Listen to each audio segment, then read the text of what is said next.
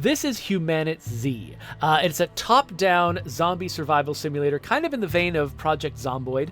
And I've just played through the tutorial, and now I'm about to get into the game proper. So it looks like there's a lot of like crafting and flexibility and simulation going on in this game, more so than I expected, just from sort of looking at a couple of trailers. So, all right, I'm going to... Yeah, so this is the character that I played in the tutorial. Awesome. And I'm going to make a new save game. And no, I do not want to play the tutorial. I already did the tutorial. Ooh, so I can decide whether I want to turn on or off permadeath. So I'm imagining this game is different from State of Decay 2. And in State of Decay 2, you have permadeath, but you've got a community of backup characters. I'm getting the sense that this is a single character game. So permadeath is start everything over. So I'm going to avoid permadeath, at least right now. Airdrops are enabled when you activate the radio tower and you can get them on your map. Okay, I'll keep that on. Respawn loot. Sure, if that's whatever actually honestly whatever folks have got turned on by default, I'm just going to leave it on. Let's just see what the actual intended game experience is. Okay, so starter spawn makes sense. I'm just curious what else they've got. Inland spawn, nice location to test your survival.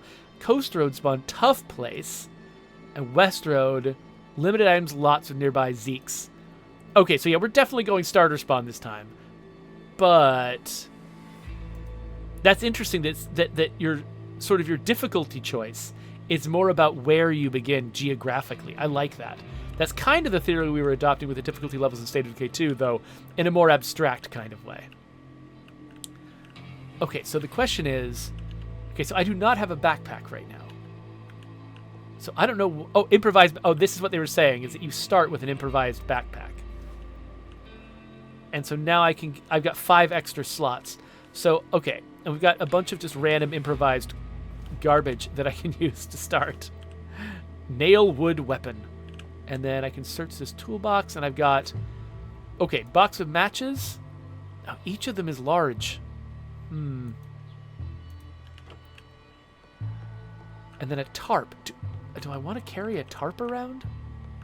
Things I don't know yet what is going to be valuable to cart around with me and what is not. I'm leaving the tarp there for now because it just seems bulky. And that's locked. Can windows be opened? No, looks like not.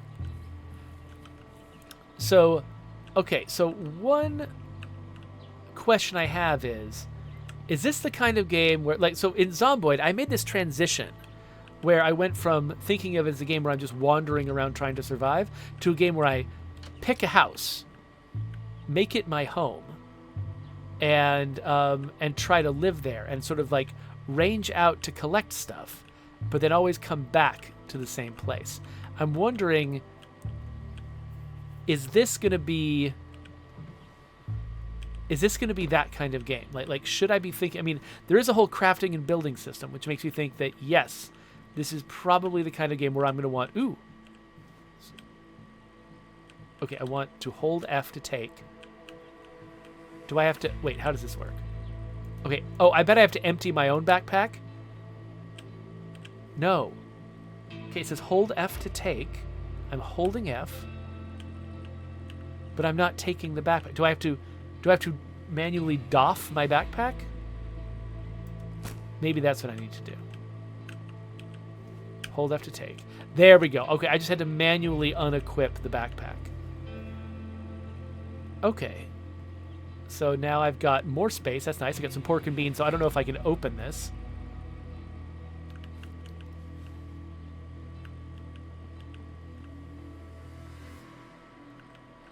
So wait, Yaza says, don't forget to letter. Wait, what does that mean? What do you mean, don't forget to letter? Oh, I can cook on a fireplace. I've got matches, so I could cook the pork and beans, I guess. Maybe. Oh, to read the letter. Wait, there's a letter? Oh, I didn't even notice I had a letter. Okay, awesome. Dear Survivor, if you found this letter, then it's been too late for me, but maybe it won't be too late for you. I hope by writing this letter, the next survivor who finds this will have a better chance than I did. It's been a while since the outbreak. Human numbers are getting less, and the infected seem to grow stronger every day. What humans are left are either after something from you or will kill you for your gear. Supplies are dwindling as the remaining survivors scavenge the island. I bumped into a few traders during my travels. They always seemed willing to strike a deal. I used to try radio communication to contact them, but there wasn't always someone on the other end. With what fuel was left and parts taken from other vehicles, I managed to get the odd car up and running, which helped get around this big old place. Every so often, I would hear aircraft fly over, and I think they're dropping supplies off in order to help whoever remains here. They seem to have stopped since the radio tower stopped working. I've marked a green location on the map for you, but you'll need some parts for it. One item I couldn't get was a radio receiver from the music store in the city. Okay. Oh yeah, you're right. This is giving me some hints about where I want to go. When the outbreak first happened, the military was brought in, and I managed to find some remaining gear and weapons at outposts and camps, which helped protect me from the infected. From meeting the odd survivor while moving from place to place, I was told of hordes gathering in large numbers and sweeping through towns and cities. They described some to be larger and stronger than the average human, like maybe the infector mutating and getting stronger than what I was used to in the early stages of my stay here when they were slower and easier to kill. I heard of some survivors fortifying or building bases and farms to try to survive off the land. Also, keep an eye out for some survivor vehicles. These seem to be people who already knew it was coming and prepared their car with good supplies. Looks like they didn't make it either. You might have to force your way into these ones. Remember to stockpile for winter, as growing crops and fishing is almost impossible. And make sure you have the correct clothing and get really cold out here. So this is very Project Zomboid. There's rumors of radiation toxic zones on the island. Now keep an eye out for gas masks when you're in your travels. Well, Survivor, I wish you all the best. Stay safe out there. Bob Hardy. Okay. That is a lot of useful information. Thank you. I'm dropping this now, but thank you. Okay. So I could use this as my home if I needed to, but there might be a better home somewhere. Can I search this? Yes. Ooh, okay, a hoodie. That feels... Can I equip it straight from here? Do I need to unequip my shirt first and then equip the hoodie? Equip the hoodie? There we go. Okay, and then I can put a hat on, and I kind of like the boots. The trainers have lower quality, so yeah, I think I'm going to leave this other stuff in here. The hoodie seems valuable, though. Like, if we're worried about winter, then I should have some warm clothes. Unless it's, like, actually the middle of summer right now, and this is going to be bad for me. All right. Oh, what's it? Are these, like, concrete dealies? Are these something I could use? It doesn't look like it. Oh, I can search a dumpster for empty cans. Not sure what empty cans are for. I'm not going to pick up anything that I'm not sure what it's for yet. I'll just try to remember where things are. So is it... Okay, this car is out of gas. There's nothing in it. Or it's very low on gas anyway.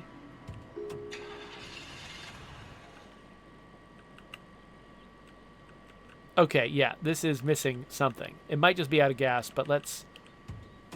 No, it's like missing most of the bits of a car that a car needs. Okay. Yaza asks, from your game designer point of view, did you like the idea of a letter to set the scene to the player? Yes, I actually do. That was actually pretty cool because, well, for one thing, I didn't have to read it if I didn't want to, which on one side, that means that there's a decent chance I would never read it because of me. But it also meant that, like, I think that if you had done a big pop-up at the beginning that had that much information, and I felt like I have one chance to read this, and I have to read it all now, that would probably feel pretty oppressive. The fact that it's a letter and it's optional, and I can open and close it and reread it as many times as I want to, that feels a lot lighter. It feels like less of a burden on the player to learn how to play the game. So yeah, I think that is a good choice. And I also really like sort of, I mean, there's just a little bit of an extra step for me to sort of, read something that was written in world and sort of figure out how that applies, to the actual, it applies to me in game terms. One thing that's tough about both this game and Project Zomboid is my character theoretically can see what's down this road, but I cannot.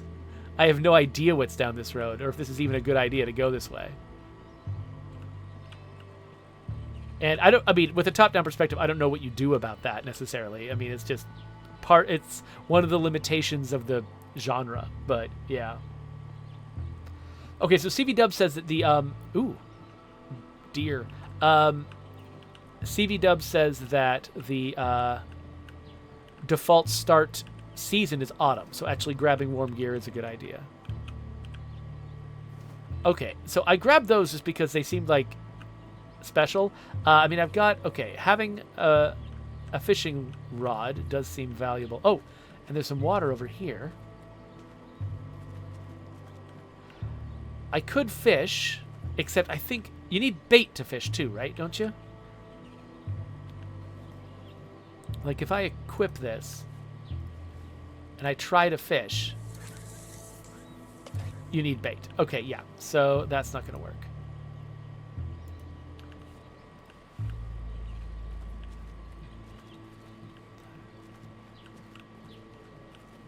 Okay, this looks wide. Okay, I feel like I might have gone the wrong direction. Like, usually suburban houses are fairly close to each other.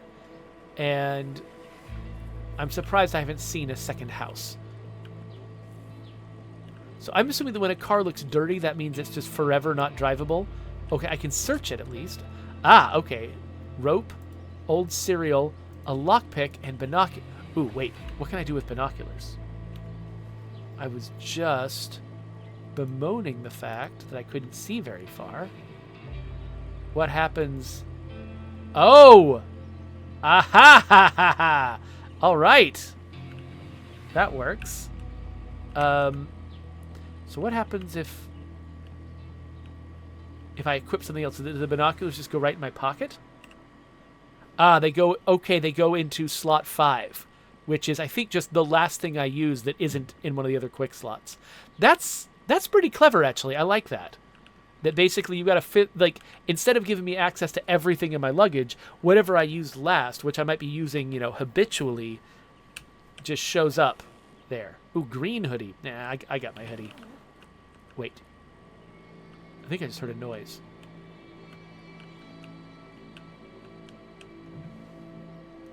What?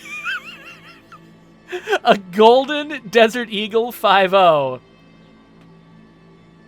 And okay, hold on. Okay, so I think I want this hat because it'll keep me warmer. Yellow and black jacket compared to the... I mean, but the yellow and black jacket is cooler. Yeah, I'm going with the jacket. All right. I feel pretty cool now. I'm a pretty, like, this is how a cool zombie survivor dresses. Okay, we've got... Oh, a gun repair kit. That seems valuable. Okay, 2 different kinds of bullets that are not the kinds of bullets I need for this ridiculous gun. And then I've got... I think I've just filled my inventory. So I should probably... I can just drink this water directly out of the fridge.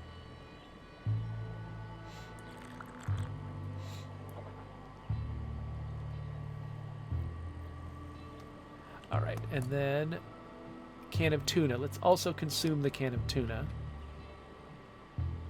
That's kind of wasteful, though. I think that I probably... Oh, wait, no. Oh, it just updated the number immediately. Okay, I thought that the 95 was before eating the tuna. The 95 was after eating the tuna. So this is by the way, I like that somebody barricaded their stairs. Somebody's been reading the zombie survival guide. This is good. And I mean, it's got to be effective against the zombies because it's effective against me. I'm betting that means that this... Does this game have upper stories? Or do upper stories just kind of not exist? Okay, so... Oh, a shovel. That seems better than my... Yeah, that craft weapon won't last long. It's really just a weapon. So this one has got higher quality, but I'm betting it's actually going to last less time than this. But I can come back for this. So I feel like maybe what I want to do... Okay, well, so that other house that I was in, it had a place I could cook. And I don't think this one has a place... Let me check. Let's see if this one has a place I can cook. The other one had a fireplace. And I don't think I can use an electric stove. Yeah. Okay, so if I'm going to pick a house that I found so far to be my home, I probably want it to be the house I started at, which is over this way. Wasn't it over this way? I don't know. Let's get out our... Oh. Let's get out our binoculars.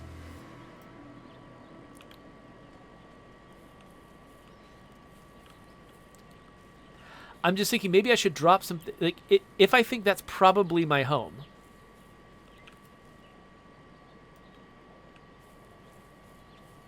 then I should probably store things there and then come back and get more stuff from elsewhere. But okay, yeah.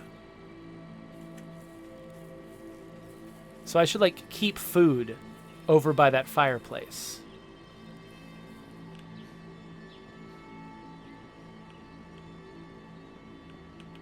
I guess I should find the door. There we are. So Sea Hubby Mule says, isn't there a map?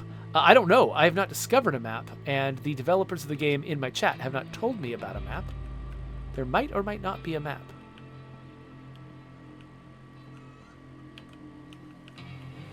Okay, so what is a consistent container I can use? Is there a consistent cupboard?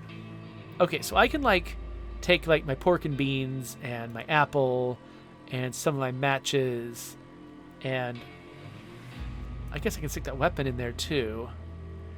And my gun repair kit. Well, let's dog food. Let's keep my food in here. It's a kitchen cabinet. We'll keep my food in here. Is there a way to like highlight? Oh, I just noticed, by the way, I just hit left alt thinking that might highlight, what? That might highlight containers? Hey there, buddy.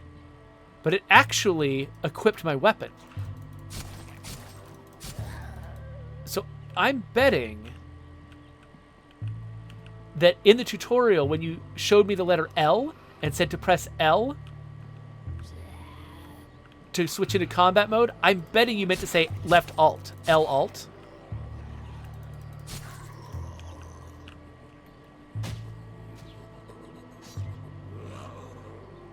Okay, so I was not expecting zombies to suddenly attack me here. Especially since I had just put away my weapon. Anybody else? So were those zombies just happening by, or is that like explicitly like you identifying that location as my base and having them attack my base? Oh, hi there, Autumn. Thank you for joining me.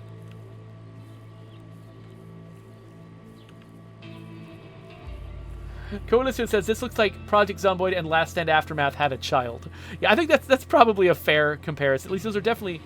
It is somewhere between the two, right? Where Last Stand Aftermath is more about the experience of like being in this particular place and fighting these zombies and collecting stuff to move on.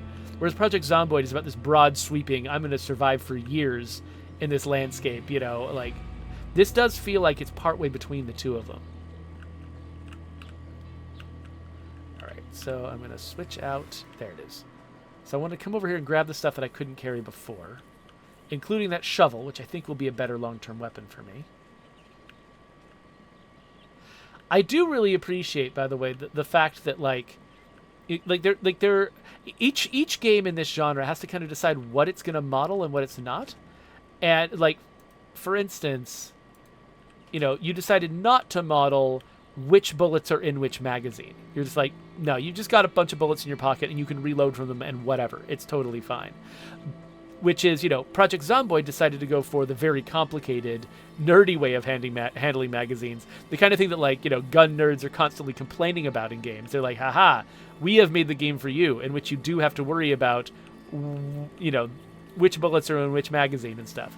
You decided not to do that with HumanitZ, but you did decide that big, long, bulky weapons, you can't carry as many of those as you want to. You have to actually...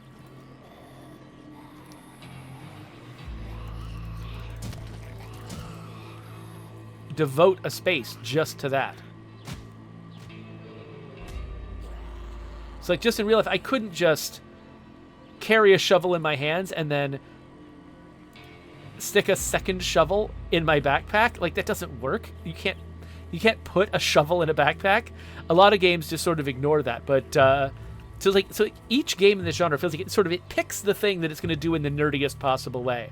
But you can't pick everything, or you're just going to drive away every player.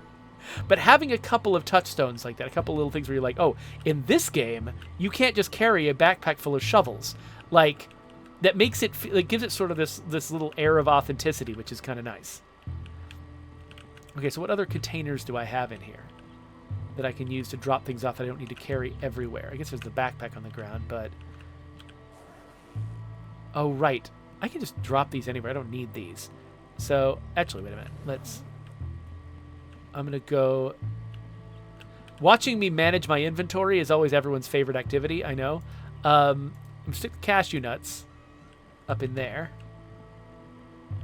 And I'm going to use this luggage to contain other things that I don't quite know how to use them yet. Like nitrous acid. You know, I don't know how I'm going to use that. I don't necessarily need to keep all of my matches on my person. I don't know how I'm going to use rope or hose yet. I know I'm going to toss these shoes. A gun repair kit I won't necessarily need yet. So I'm going to keep this stuff in here. And then I'm just going to go to my bedroom and just like a teenager. Oh, wait, what's this? Ah, wardrobe. Ooh, I never searched this before. Okay, well, you know what? I'll fill it with clothes. And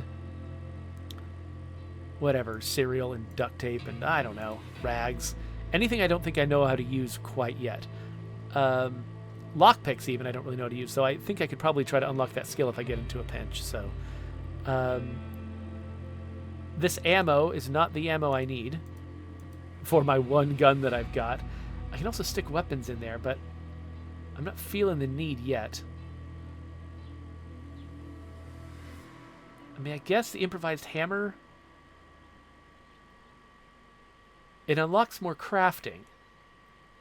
Do I want that crafting yet, though? Let's drop that hammer.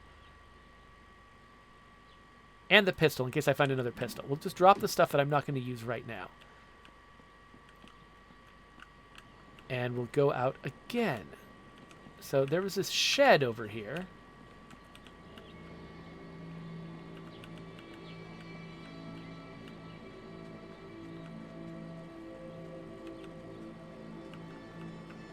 Let's see what's in it. Oh, a proper axe. Oh, I'm gonna have trouble carrying that. Hold on, let's look in the toolbox. Screwdriver, okay. Grab that. An arrow. A bow.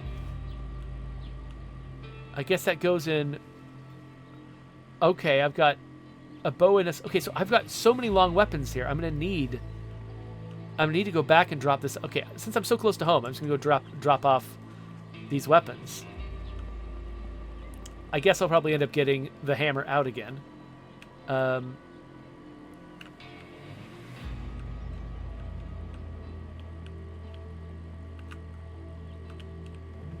So yeah, so I want to drop off the bow, and we'll get the hammer back out. We'll drop off all this stuff, so I can then go pick up that axe.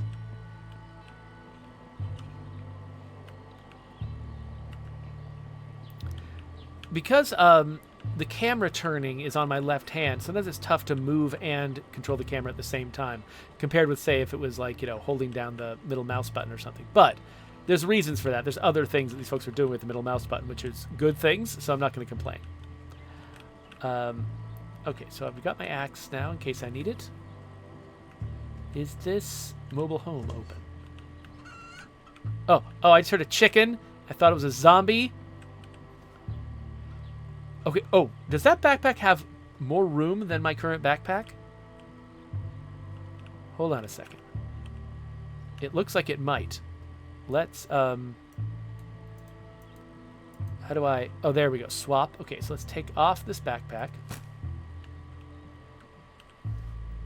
And take this one. Oh, wow. So suddenly, I've got way more room. Stick some arrows in there. I suddenly have way more room. This backpack is saving my life. Okay. Nothing in here. Now, can I carry this backpack as an item? Can I just, like... Can I bring it with me to, like, use as a... To, like, drop on the ground somewhere else? It looks like I can't. It looks like I can't just pick it up and carry it around with me. So CVDub says there actually is a way that I could rebind the middle mouse button to be, left, right camera rotation. But then I would lose. I actually really like that you put the execute button on there, so I think I'm probably in the better scenario now. Like, I think that the way that you planned it is actually good. Another baseball bat, but I can't.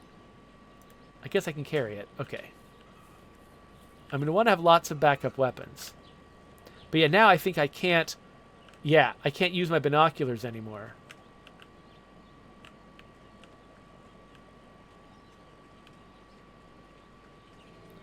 Rosenberg asked if I've tried Solar Ash from Hyperlight Drifter folks. Yeah, I did. I enjoyed it a little. I don't think I played through it as far. Like, it didn't quite capture my imagination. It's maybe make me obsessively play it until I'd seen everything the way the Hyperlight Drifter did. But I did enjoy it. I thought it was pretty cool. I think I've got a couple episodes about it, I think, if you want to look them up on my YouTube channel.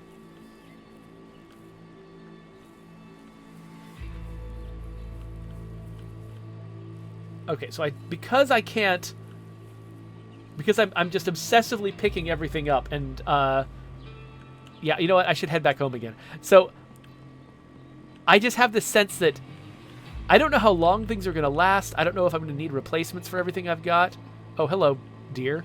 And so I feel like I need to hold on to everything, but I don't have a lot of room in my inventory, especially for large things. So I feel like every time I get a large thing,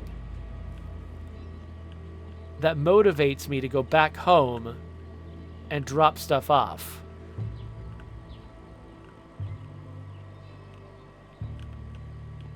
Yes, I nailed the door.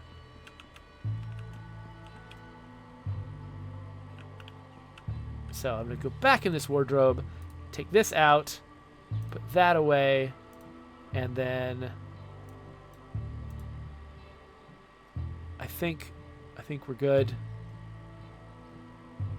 I mean, I've got food and stuff, but now I've got enough room in my backpack, except for, the space for a long weapon. I've got enough room in my backpack that I don't feel like I need to obsessively drop everything else off.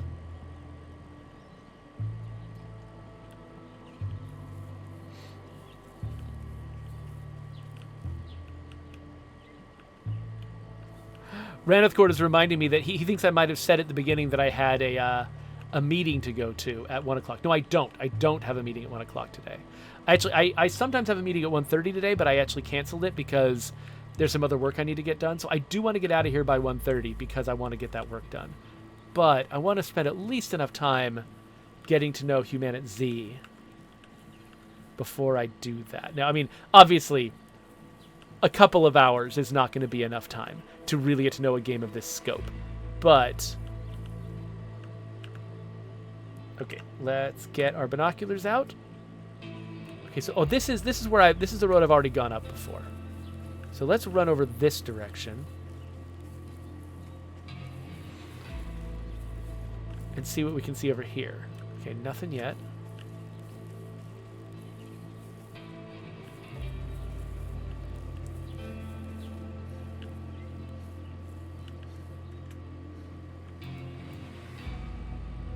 So, Null Exception says, give the devs some work. Don't be super nice. No, as a game developer myself, my inclination is always to be super nice and understand where people are coming from. Even if even if a game isn't made exactly the way that I would want it made, a lot of the time, what I think about is not, ugh, why did you do this? But more, why did you do this? Like, I want to understand what's going on in this game. Did I get him? I think I got him.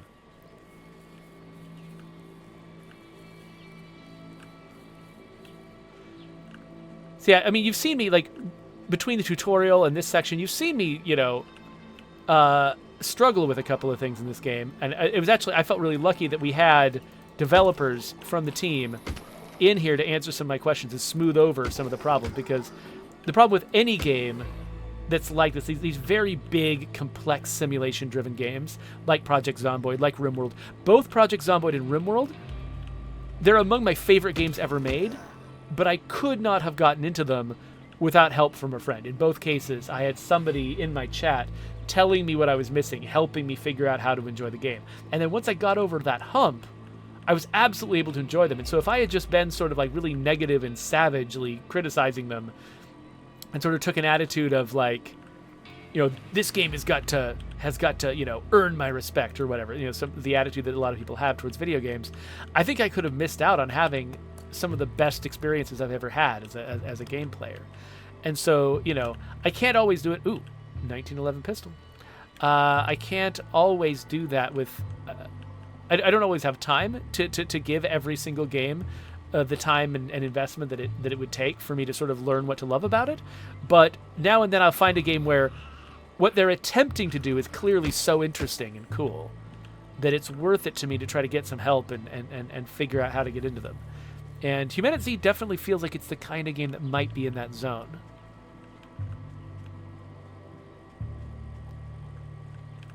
Okay. This is a large barn. And apparently a large empty barn. Very large empty barn. Okay. So, let's binocularize. Oh, interesting. So if I click the left stick, I just do that motion. But I actually have to hold the right... Sorry, click left stick. The left mouse button. I just do that motion. But I need the right mouse button to actually zoom out. So, Null Exception says that they respect that point of view. So, good. I'm glad. Glad we're on the same page.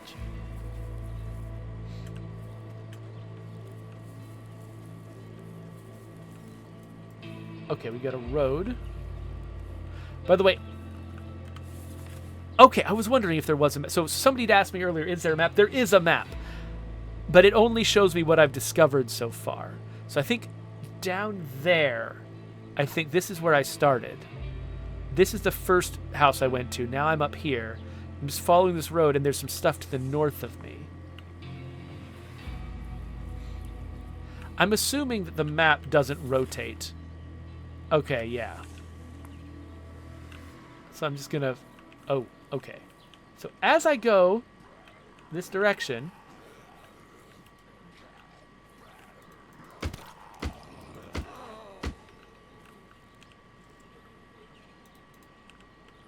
I do seem to be encountering slightly more zombies, maybe? I don't know. Hard to tell, really. So I like the fact that you let me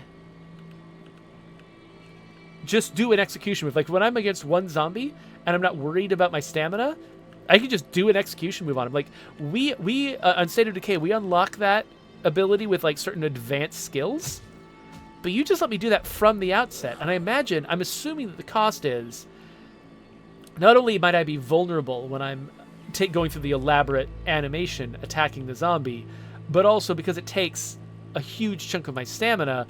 If I'm going to do that move, I want to do that move at the end of a fight, not at the beginning of a fight where I'm suddenly going to be in trouble.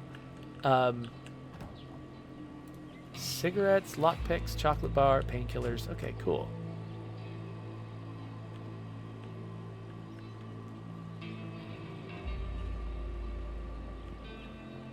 Okay, I know I'm near something here. It does seem like it's getting dark. Is there sleep in this game?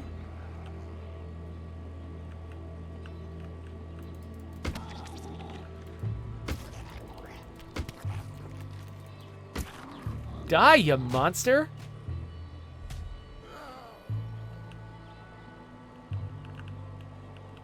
Oh, wait, who's that? What? Ah! Okay, that was... Should I assume the guy... You seem to be suggesting in the letter that this guy will be hostile to me.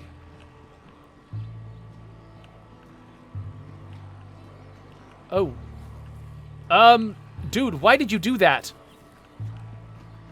Why... Okay, I love that he seems to know that he's in trouble.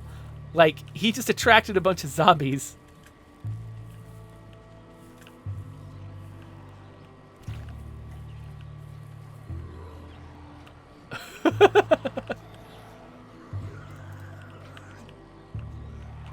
Okay, he's getting in way more trouble than I want to get in.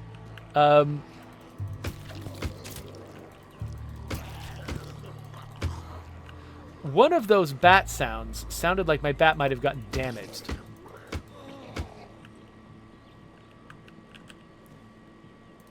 Two knives? Sure. Sure, man. Whatever you need to get through the day. Okay. I don't know what happened to that dude. Probably something real bad.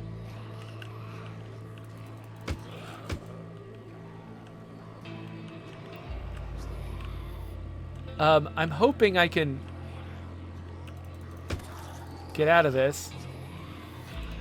It's interesting how random the number of hits it takes to take down a zombie is. And that's actually something that we did on State of Decay, where in the first State of Decay and the second State of Decay, I was about to say just the first, and I realized it was true of both. Zombies don't have health. Zombies have a number of hits they've received and a chance of death on the next hit, based on how many hits they've received so far. Which is not that different from just having a health bar of random length, but it just means that zombies are highly unpredictable, and that's sort of the goal. Because if the game's trying to give you a little bit of a horror vibe, having some uncertainty about, like, you know, not knowing what it's going to take this person down. Oh, by the way, my thirst is just off the chain right now. Hold on, I need to drink something. Let's drink some soda. I should probably see if I have something to eat, too. Oh, so, CVDub pointed out that I've got a flashlight. That's awesome. Okay, the CVDub says, I'm not sure what thing you're referring to, CVDub, when you say, it's a day one bug that turned out to be hilarious. So I don't know which thing was the day one bug. Is it that guy running into the zombies and getting in trouble, or something else? Oh, the guy running around. Okay, so is that meant to be a guy that you just encountered? Wait, was that... Did I just drop a crisp bag? Okay, yeah. So was that just a guy who you're meant to meet in some particular place, but because of some weird thing in his AI, he's running around and getting into trouble instead of what he's supposed to be doing? And is he a threat to me? Do I need to worry that he's just going to shoot me in the head? I'm feeling much more comforted about my access to food right now than I was at the beginning. Drinks, not so sure about. I feel like I might need to build myself a rain collector pretty soon. By the way, yes, I do see the zombie coming. I appreciate that the game feels like I'm already learning to feel fairly comfortable quickly searching something. Even when I'm under duress. Like, that's something I would probably really avoid doing in Project Zomboid, but I am feeling capable of doing that here. Okay, like, I don't actually need 2 screwdrivers, do I? I don't know how quickly I run out of matches. There's a lot of things I don't quite know yet.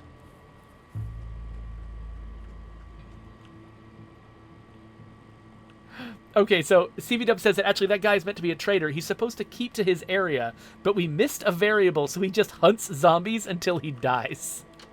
That's amazing, and I love him. That's great. 357 Magnum. Do I?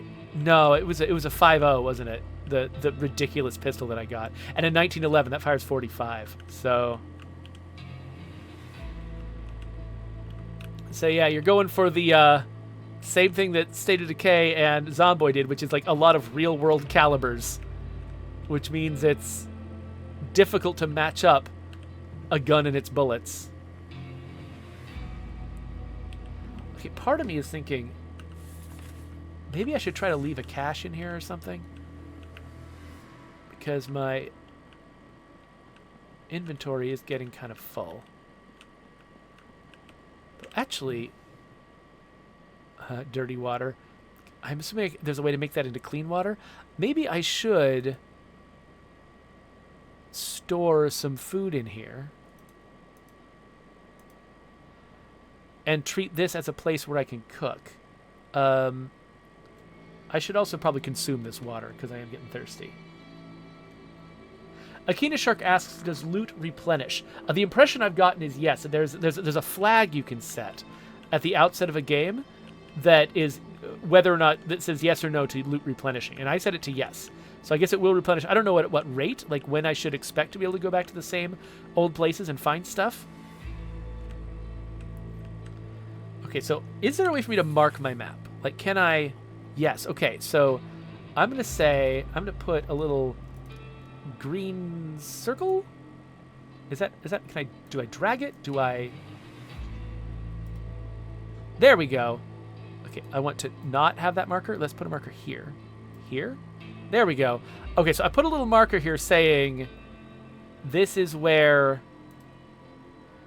I've left some food.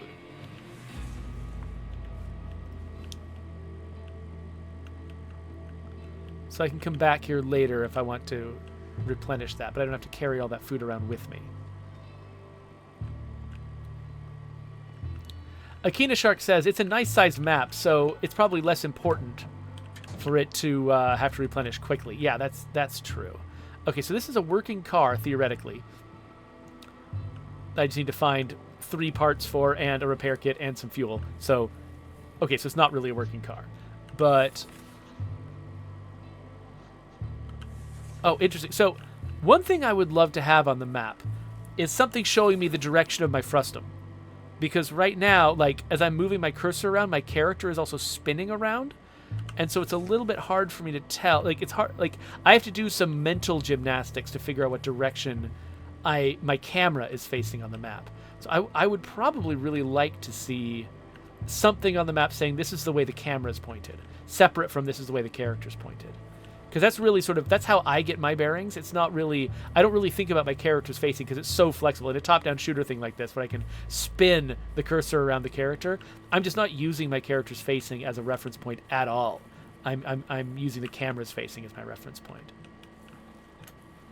Can I climb in through a window? It doesn't look like it. I can climb a railing, which I appreciate. Ooh, an arrow.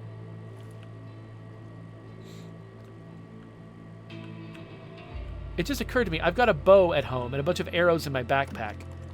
That's a little bit of a waste.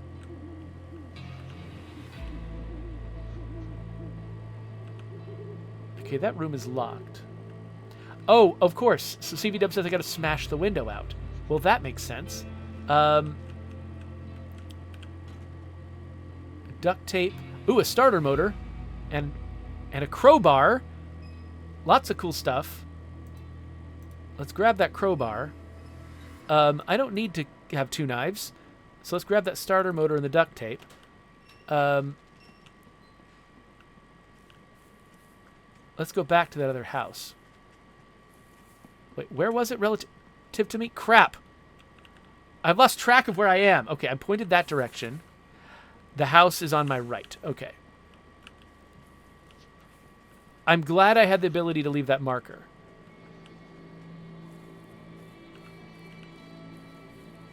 I forgot if did I ask you already if it was possible to sleep in this game, so I don't have to be up at night. I realize that that's a tall order from somebody who also made a game that is famously less fun to play at night and does not offer sleep. So not a criticism if there is not sleep in this game. Understandable. But also, is there sleep in the game? Hello, Scarlet John. Thank you for joining us. Ooh, here's a car. Ooh, they've got a fan belt. Cool, cool, cool. Now, can I siphon? It looks like there wasn't much for me to siphon. Oh, fuel can. Store box. Ooh, more duct tape and yellow gloves. Yes! To match my yellow jacket. Oh. I am dressed like a pro now. This is great. I love it. I'm ready to walk down the zombie apocalypse catwalk in this outfit. Rosenberg says that because I work for Undead Labs, I am explicitly barred from using a sleep feature. until I put sleep in State of Decay. Thing is, I totally understand where they're coming from. Sleep is a very complicated mechanic. Okay, so I've decided, by the way, that this car is mine, and I'm going to put a bunch of things in it. Okay, my arrows are all stacked here. Why do I have cigarette? Oh, valuable to trade, of course. All right, well, I'm going to eat some crisps. I'm going to empty out my inventory, some of it into this car.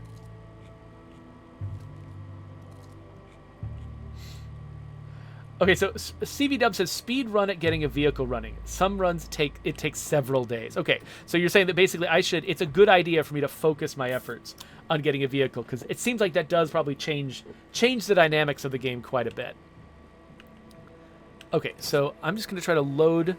So I think the chances of me getting 5.0 ammo for this pistol are much lower than the chances of me getting it for the 1911, but either way, I'm unlikely to get it for either anytime soon. So let's just, all the stuff that I'm not going to use right now in the field. Ooh, purification tablets.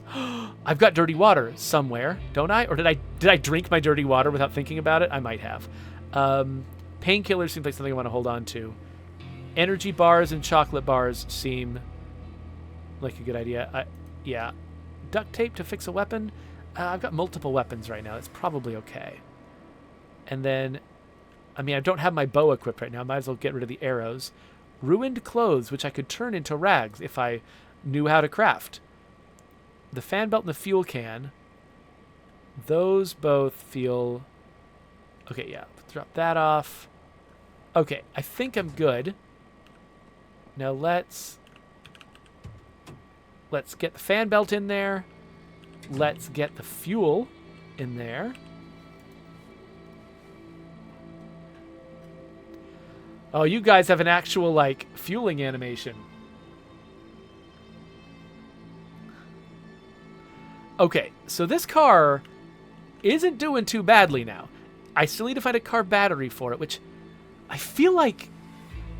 Did I see a car battery somewhere earlier and leave it because I just didn't know what to do with it?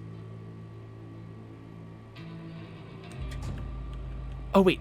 This says I can use this siphon fuel if I have a hose and a funnel. I had a hose. Oh, there's a freaking zombie. Okay, hold on.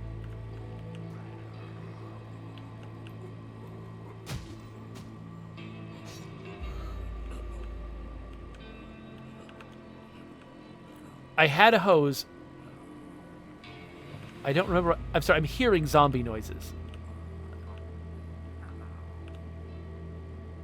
By the way, I appreciate that you guys did not do Zomboid style Fog of War. Wait, which... Yeah, let's keep a backup crowbar. So I can see that zombie coming. That makes the game way less randomly scary. Thank you, Coalition, for reminding me about the time. So CVDub says, the fundamentals of the vehicle repair and refuel mechanics I shamelessly stole from State of Decay. Did you, though? I think that yours are more interesting than ours. You've actually got these interesting, like, individual parts that people have to collect. That's definitely a big jump from... It's basically, you're partway, like people were saying before, you're partly between State of Decay and Project Zomboid. Like, Project Zomboid has, like, lots of different parts of the car that are all individually installed and attached and repaired and stuff like that with different skills involved, and it's really over the top. State of Decay is just like a condition meter on the car. Now, we do have actually a lot of different conditions, like under the, like different parts of the car that are damaged separately under the surface, but all we have you do is just repair them automatically in priority order whenever you use a repair kit. So we oversimplify it, if anything.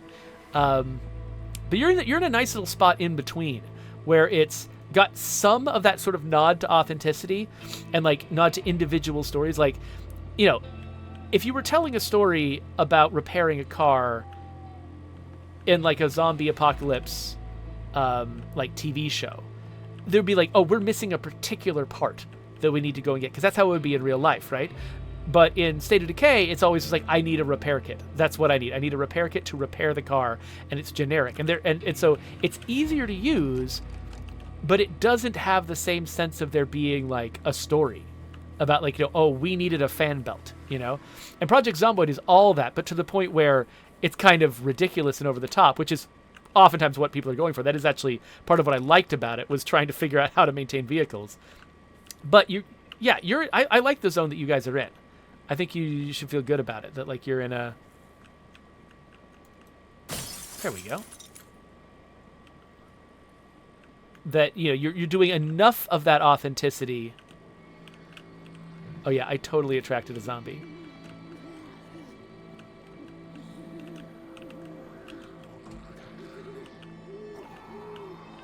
You're doing enough of that authenticity. Oh, he's the fast one.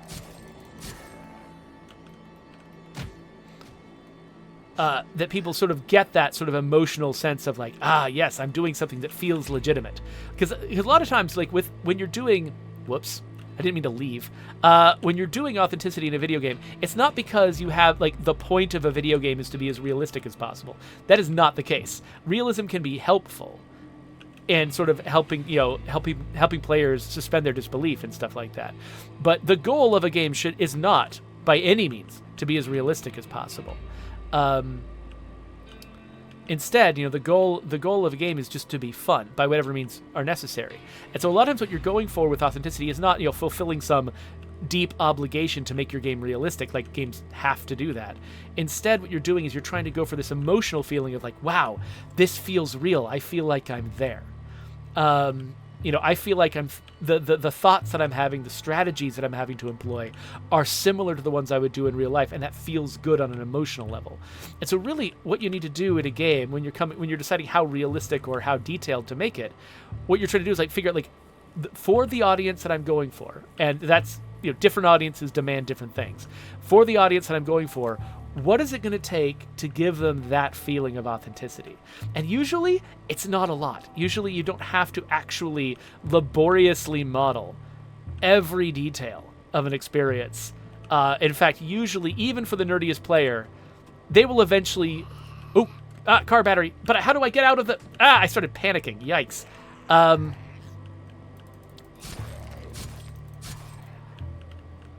Usually, you don't want to... Sorry, I got distracted there. Usually, you don't want to... what the heck was I saying? Oh, yeah. Usually, you don't want to try to model something or simulate something to within an inch of its life, because that's not going to be fun for anyone. Instead, you just want to find that one particular thing you can do that makes somebody go, oh, wow. Usually video games gloss over this, but in this video game, I'm doing this cool thing. And that's it. That's all you have to do. And then players will invest in your game in a way they wouldn't have otherwise, and your game will feel better for them to play. And that's ultimately your goal, is you want the game to feel better to them to play. Okay, so I am out of time. I do need to go to work. So let's get inside this house. Let's hang out by this couch. And let's decide that for right now, our game is over. But I fully intend to come back to this because there's clearly a lot here, and I've only just barely started scratching the surface. And so, so I've got that house that I started in, but actually, it looks like a lot of the houses have the one thing about that house that I was interested in, which was its fireplace. And so what I might do is drop off as much stuff as I can in the area that I am now, where I'm working on that car. I did get that car battery, so I actually could probably drive that car. Yes, I got the car battery, so I could probably drive that car. So next episode, here's my goal. I think I've got what it takes now to get that van up and running. If that van is up and running, I should be able to drive that van back home to my original house, pick up all the stuff that I've been gathering there, put it in the van, and then use that van as my transport as I'm heading further northwest. So I'll keep, I'll grab the stuff from home, start making the van my home base, at least for now, until I learn more about, how to settle down someplace permanently. And then I can sort of gather all the stuff. If I've got a hose, I feel like I dropped a hose somewhere. If I've got a hose, then I'm just looking for a funnel, and I can start siphoning gas from other vehicles, and then I've got a way to be mobile. And once I've got a way to be mobile and still collect a lot of stuff, that moves me, I think, into a new phase in my journey in the apocalypse. So, Konosion says, well, you died less than in Project Zomboid. That's true. In fact, I don't even know, did I get hit maybe once or at all by the zombies? So the combat was very manageable. Like, I was able to function without needing to learn a bunch of arcane details about the combat. So that was really good. And yeah, when I played Project Zomboid, I died basically every half hour for the first several hours that I played. And so this game is definitely more accessible, which is probably a good move if you're trying to garner an audience. Like, Project Zomboid has already got the extremely detail-oriented, like, simulation-driven, just crazy people like me on the far end of the spectrum. And so it's good that you're not trying to go exactly there, because if you're trying to go exactly there, Project Zomboid has got a head start on you, and they're going to always be up ahead of you, and you're going to be clawing at their heels. Instead, it looks like you've taken the vibe of Project Zomboid, the thing that the emotional experiences that people are trying to have by playing that game, but you've moved it into a more accessible zone where it doesn't have the depth of detail of Project Zomboid, but it's okay. It's got enough nods in that direction that people still get the emotional impact. But somebody like me, isn't going to first struggle for the first several hours of the game, trying to learn how to play it, trying to learn not to just get killed in one shot by a zombie. And instead, I can get into it more easily. And so you might actually find an audience that's in a different zone, a different part of the audience Venn diagram than Zomboid's audience. So I think this is a good move. You're making a really cool game here. And it's got, I think, that's what gives it probably one of its best chances of succeeding, is because you're going for that emotional experience, but more accessibility. So anyway, okay, but I do have to get out of here. So let's, for YouTube people later on, let's put up an end screen and a subscribe button. And whenever I come back to play more HumanitZ, that's going to go there. So click on that if it exists. And thank you, CVDub and Yaza, for coming in and giving me so much advice. It really, really helps with games like this to have somebody who can look over your shoulder and help you out.